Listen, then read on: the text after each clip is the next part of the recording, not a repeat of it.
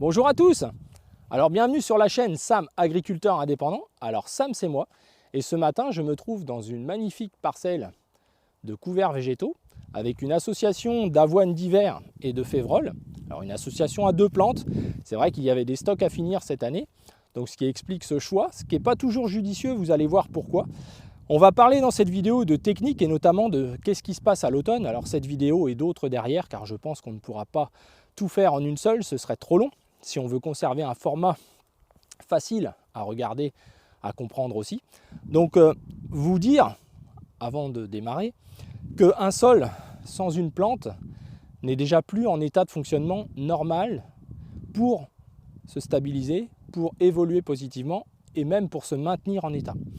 Donc toutes les questions qui auront lieu, et on en parlera un peu plus tard dans l'hiver, même si certains me disent déjà que les labours d'hiver sont déjà en action et risquent d'être terminés dans une quinzaine de jours, on verra justement pourquoi, par cette explication-là, et c'est notre but, que vous compreniez pourquoi ça peut être négatif, c'est qu'en réalité, à partir du moment où on va laisser son sol à nu, il va commencer déjà à dysfonctionner.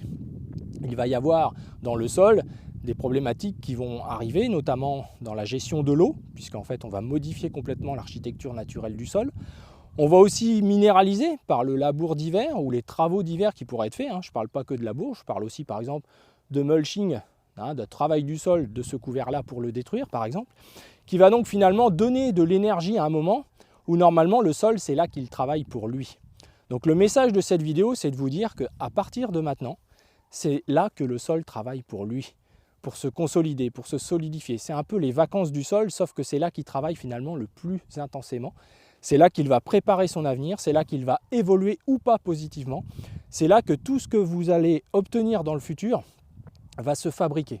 Alors pourquoi? Parce qu'en fait, depuis la moisson, le sol, lui, il a finalement essayé de digérer des résidus de surface, donc les pailles, les menus pailles, donc qui sont souvent riches en carbone.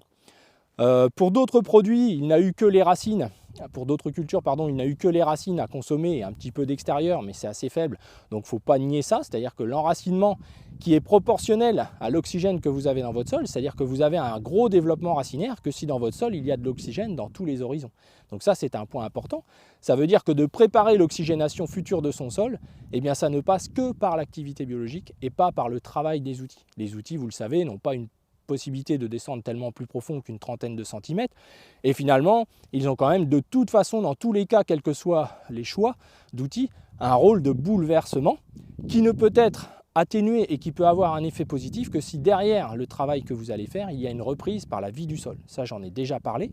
Et donc, à l'automne, on remplace tout ça par la présence de plantes. Vos semis, actuellement, les blés, les colzas, tout ce qui pousse en ce moment dans vos champs participe à cette évolution positive du sol, normalement, si vous avez une belle structure actuellement, si vous avez suffisamment de faune, etc., pour continuer de faire vivre votre sol.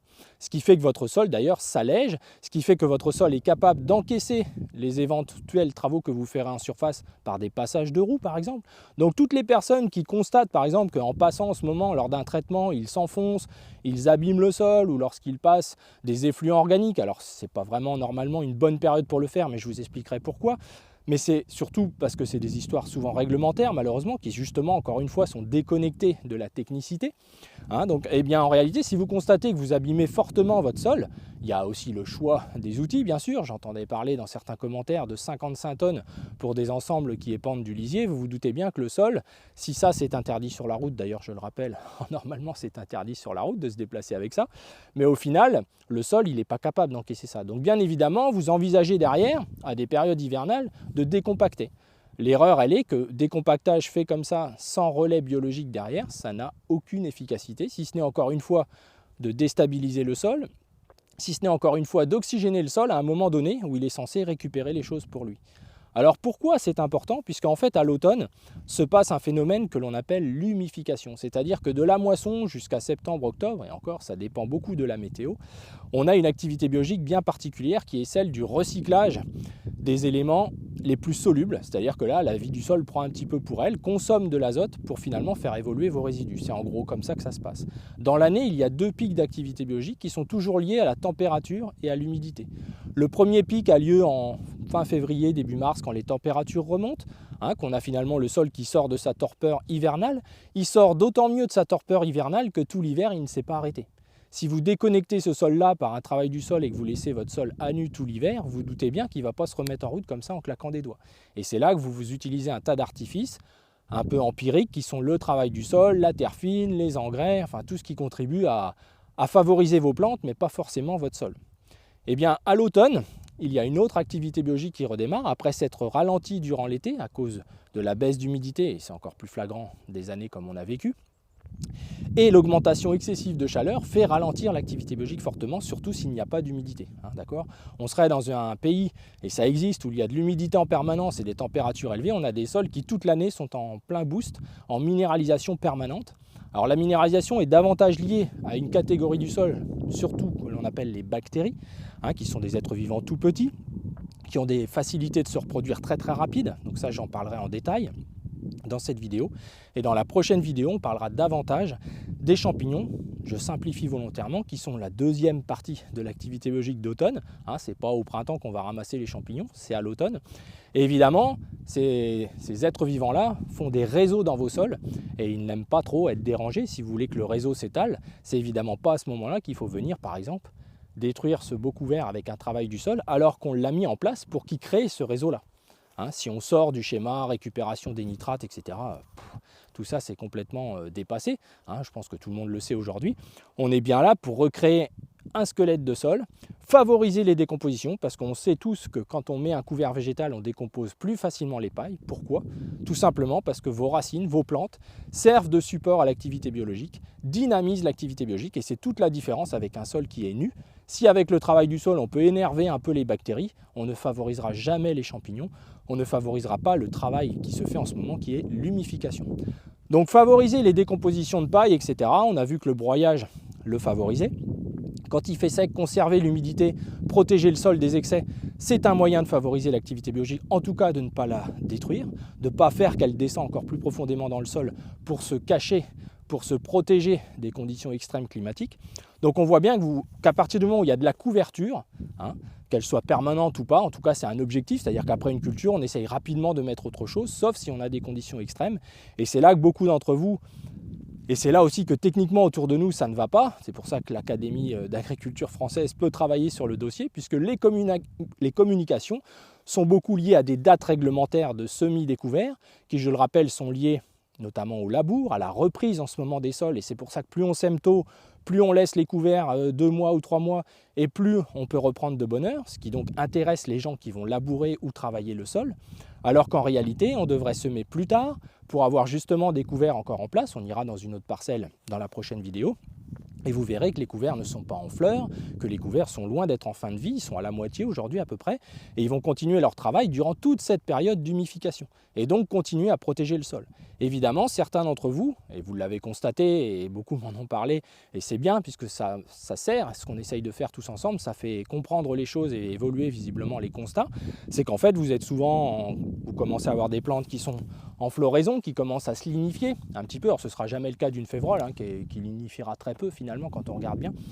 Et malgré tout, vous vous dites, bah oui, c'est inquiétant, j'ai même des siliques qui commencent à se présenter sur certaines crucifères, comme les moutardes ou certains radis qui n'ont été pas toujours bien choisis.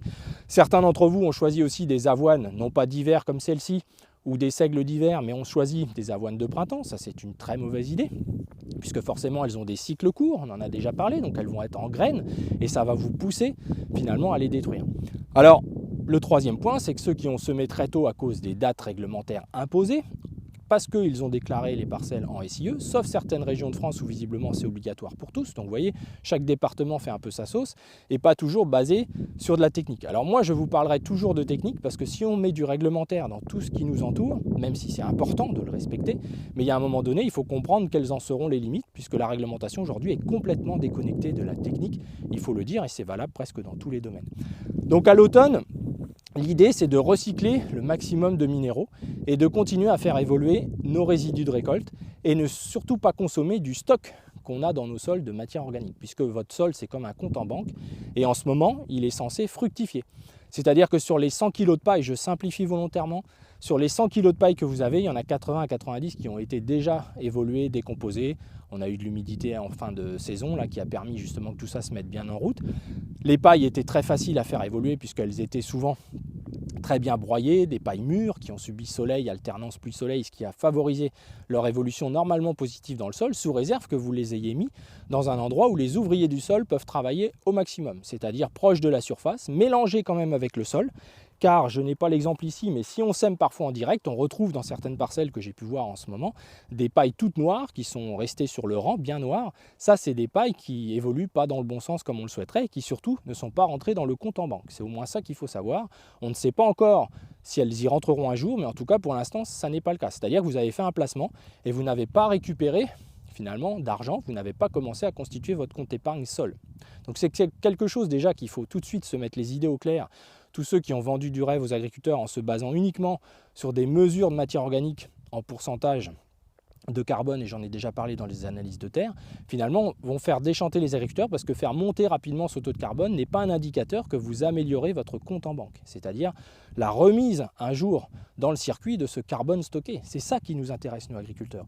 Au printemps, il est quand même triste de constater en agriculture de conservation et même à l'automne, des gens qui mettent de l'engrais localisé de manière systématique, qui finalement mettent du chimique à un endroit où finalement se développe normalement une association entre les racines et le sol que l'on appelle la rhizosphère. C'est une zone très très riche en micro-organismes. De mettre des engrais starter à cet endroit-là est catastrophique pour cet endroit-là, c'est-à-dire pour cette rhizosphère. C'est catastrophique pour une bonne mise en place et pour une bonne amélioration. Alors parfois on fait un compromis, on sait qu'on n'a pas trop le choix, on veut quand même récolter des plantes, c'est notre objectif, et qu'en travaillant moins la terre, on a un peu moins de minéralisation, mais vous voyez, il faut être très prudent. Tout comme en ce moment, d'apporter des produits solubles en ce moment. Il y a des secteurs où on apporte des résidus de vigne, par exemple, avec beaucoup de soufre, des 150-200 unités de soufre à l'automne. Ça n'a aucun sens. Mettre des vinasses en ce moment n'a aucun sens. Mettre des lisiers en ce moment n'a aucun sens. Si ce n'est réglementairement, si ce n'est pratiquement parce que vous êtes coincé, mais ça n'a aucun sens. L'objectif serait d'avoir éventuellement, pour ceux qui ont des sols en difficulté d'état, réparer vos sols avant de mettre un couvert végétal, et éventuellement avoir mis votre lisier ou vos effluents avant le couvert végétal, avant la réparation du sol. Et le couvert va prendre le relais de votre réparation que vous aurez essayé de faire pendant plusieurs années de suite. Voilà, c'est ça la clé. Et plus on a un sol vivant, d'ailleurs, plus il va encaisser les contraintes de charge extérieure, ce qu'on appelle la résilience. Et ça, c'est lié à l'ensemble de la vie du sol, à nos 10 tonnes à l'hectare d'êtres vivants que nous sommes censés avoir sous nos pieds et qui sont en ce moment dans la période la plus intense de l'année. Et évidemment, s'il y a un moment où on ne devrait pas les déranger, c'est en ce moment. C'est en ce moment. Alors je vais vous parler un petit peu des bactéries. Donc sur mes 100 kg de paille, j'en ai 90 qui vont être évolués principalement par les bactéries. Je vais faire simple. Évidemment, il y a la macrofaune aussi, tout ce qui est vers de terre, les carapes qui découpent. Il y a du monde autour. Il y a bien sûr, dans nos 10 tonnes, il y a 1,5 tonne, 2 tonnes de vers de terre quand ça va extrêmement bien. On a à peu près 1,5 tonne de bactéries. Donc vous voyez, il en reste un petit peu pour mettre tous les autres animaux et flore du sol. Donc on parlera des champignons dans une prochaine vidéo. Mais concernant les bactéries, ce sont elles qui vont le plus vite se développer. Ce sont elles qui vont attaquer le plus vite les résidus les plus solubles. Donc quand je dis solubles, ce sont les sucres, l'azote, l'amidon. Et après, tout ce qui va être cellulose, l'extérieur des pailles, et plus ligneux, les nœuds, etc. Évidemment, ça c'est plus compliqué. Donc déjà à l'automne, allez observer vos résidus en ce moment. Allez regarder vos résidus de colza, vos résidus de paille pour ceux qui ne les ont pas enfouis. Allez regarder leur état de décomposition et vous saurez déjà si votre sol est déjà équilibré ou s'il n'y a que des bactéries et que vous retrouvez tous les résidus ligneux et très cellulosiques qui ne sont pas décomposés, voire qui ont des couleurs un peu inquiétantes. Et c'est ça qui va vous donner déjà quelques infos extérieures avant d'aller voir plus loin à la bêche, etc. Ce qu'on va faire un petit peu plus tard en saison dans une autre vidéo sur ces sujets. Alors les bactéries, évidemment, elles sont grosses consommatrices d'oxygène. Alors plus on les excite par un passage d'outil, puis après un deuxième passage d'outil un peu plus tard, plus c'est essentiellement elles que l'on va faire travailler, parce que j'ai parlé tout à l'heure que les champignons faisaient des sortes de réseaux. Évidemment, si on vient passer des outils, ces réseaux-là, on les détruit. C'est des réseaux de plusieurs dizaines de kilomètres, dont je vous parlerai dans la prochaine vidéo. Et évidemment, à cette période automnale, où c'est là qu'ils se développent le plus, grâce à l'humidité, la douceur, le problème en ce moment, c'est qu'on a un petit peu trop de douceur, et donc beaucoup d'activités biologiques bactériennes, puisqu'on a tout pour qu'elles bossent à plein régime. On a un retour de la sécheresse. Nous, on vous avait un petit peu dit, ne mettez pas d'engrais starter cette année, car le retour de sécheresse, la mortalité que la sécheresse a engendrée dans les sols, va vous procurer, puisqu'on est constitué de matière organique, je vous en ai déjà parlé, carbone, hydrogène, oxygène et azote. Et ces êtres vivants-là qui sont morts pour certains à cause de la sécheresse, vous libèrent des nutriments pour vos plantes. Et finalement, personne n'a de plantes qui ne poussent pas, sauf cas exceptionnel, mais cette année. Et donc les engrais starter ont été finalement inutiles. Par contre, ils ont eu des effets pervers, puisque lorsque l'on positionne un DAP ou un engrais phosphaté, on ne peut pas avoir de champignons qui se développent autour de ce rayon-là, car ce sont des produits très nettoyants, très agressifs et destructeurs de champignons. Ça, il faut quand même le savoir. Alors ça a des intérêts dans certains cas pour les plantes, mais pour le sol, ça reste quelque chose à utiliser avec parcimonie. C'est la même chose avec des produits solubles. En ce moment où les êtres vivants du sol sont en activité la plus intense, vous savez que les galeries de vers de terre, c'est là que les vers de terre sont les plus actifs, c'est 150 jours d'automne-hiver, c'est là que par jour, ils brassent leur poids de terre, ils vous remontent à chaque jour de la terre du fond, ils vous redescendent des éléments. Lorsqu'il y a des produits solubles liquides qui sont mis en surface et qui descendent dans ces galeries-là, qui, je vous le rappelle, ils utilisent les mêmes tous les jours, finissent par justement détruire les vers de terre. Et il n'est pas rare de retrouver derrière certains apports d'organique liquide des vers de terre qui sont morts, car évidemment, eux, ils respirent par les pores de leur peau, et donc ces produits-là sont plutôt agressifs en général, voire légèrement acides selon les types d'élevage, et ça a forcément des conséquences. Donc en réalité, tout ce qui nous semble pratique ne correspond pas à cette période-là où en gros, le maître mot et la conclusion serait de dire à ce moment-là de l'année, on doit fiche la paix à notre sol. C'est-à-dire qu'en réalité, vous devez avoir fait vos couverts, et ça on en a déjà parlé, comme des plantes cultivées, c'est-à-dire en ayant fait un bon travail, c'est nivelé, c'est bien réparti, pour vous dire qu'au printemps ou à n'importe quel moment de l'année, vous n'avez pas besoin d'aller y retoucher parce que vous avez mal préparé vos sols. C'est important. Et puis on a besoin que le couvert soit le mieux semé possible, qu'il occupe l'espace, qu'il n'y ait pas de mauvaises herbes, comme c'est le cas ici. C'est des graminées, mais on ne voit rien d'autre que l'avoine et la févrole. Et certains me disent dans les commentaires, mais comment tu fais, c'est pas possible, nanana. Mais bien sûr que c'est possible les gars, moi je suis pas meilleur que vous, je suis pas magicien. Déjà régler la batteuse c'est important, soyons honnêtes. Il y a parfois certains d'entre nous qui sont un petit peu trop actifs, un peu trop pressés pour bien régler les machines, attendre aussi la maturité qui est le premier facteur de perte, c'est le manque de maturité des cultures, pour éviter ce phénomène-là. Beaucoup m'ont témoigné, oui on a travaillé les sols trop tôt et finalement on en retrouve dans les couverts, bien sûr. Cette année, et ce n'est pas la première année, ça fait plusieurs années que c'est comme ça, et là aussi les communications autour de nous ne vont pas dans ce sens-là, il faut semer les couverts, nanana, tout le monde s'énerve là autour et se retrouve avec des couverts sales, envahis de graminées, qui obligent beaucoup d'entre vous à vous dire « il y a une bonne période, je pense que je vais les détruire maintenant parce que c'est la bonne période ». Alors finalement, si on parle un petit peu de ça par rapport à nos bactéries, si je détruis mes couverts maintenant, ce n'est pas la fin du monde. C'est juste que vous allez donc amener des produits solubles, parce que cette févrole-là, c'est rempli d'eau, c'est rempli d'eau et d'azote, de produits solubles. C'est intéressant pour votre sol. Lorsque l'on le met en surface par un broyage, ça prend son temps, ça va sécher gentiment, ça ne va pas avoir d'effet trop fermentescible. Et finalement, le laisser comme ça en surface, les êtres vivants du sol vont venir le chercher, ça fait toujours une protection physique. Ça ne va pas trop vite se solubiliser dans le sol. À un moment, où je pense que ça va arriver, il va faire froid, humide, il va pleuvoir tous les 3 jours.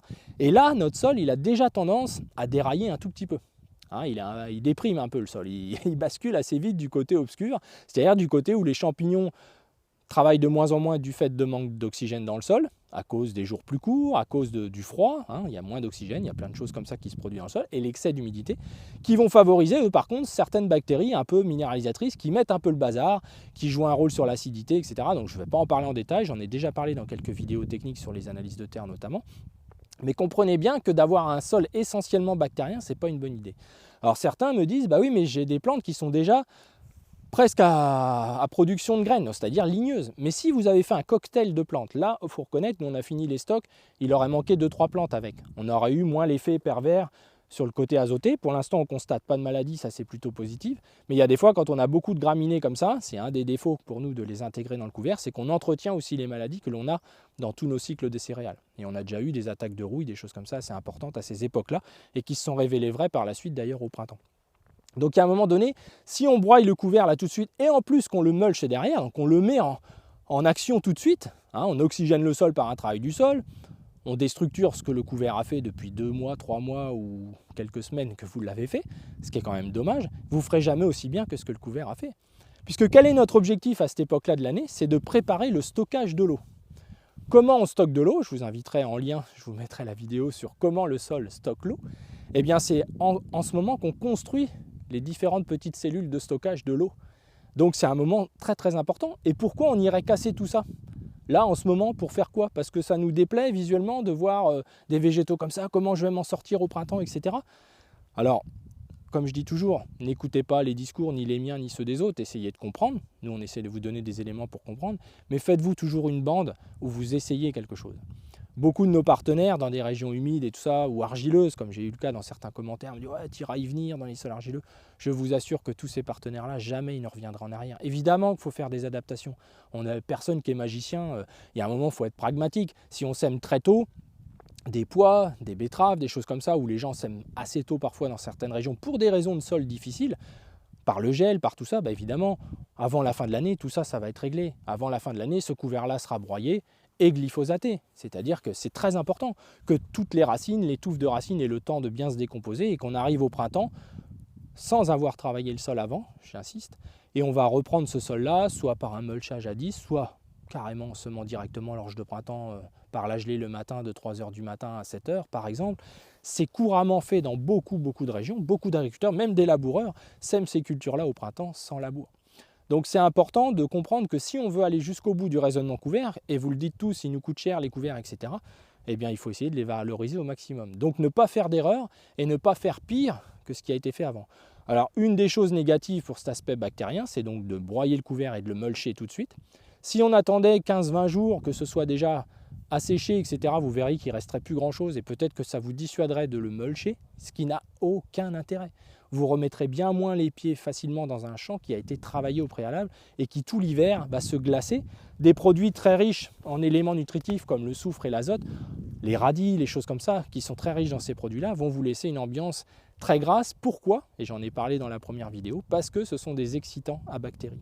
Donc ça n'a aucun sens d'apporter des produits solubles comme ça à l'automne, apporter du phosphore en ce moment, apporter du soufre en ce moment, de l'azote en ce moment, ça n'a aucun sens.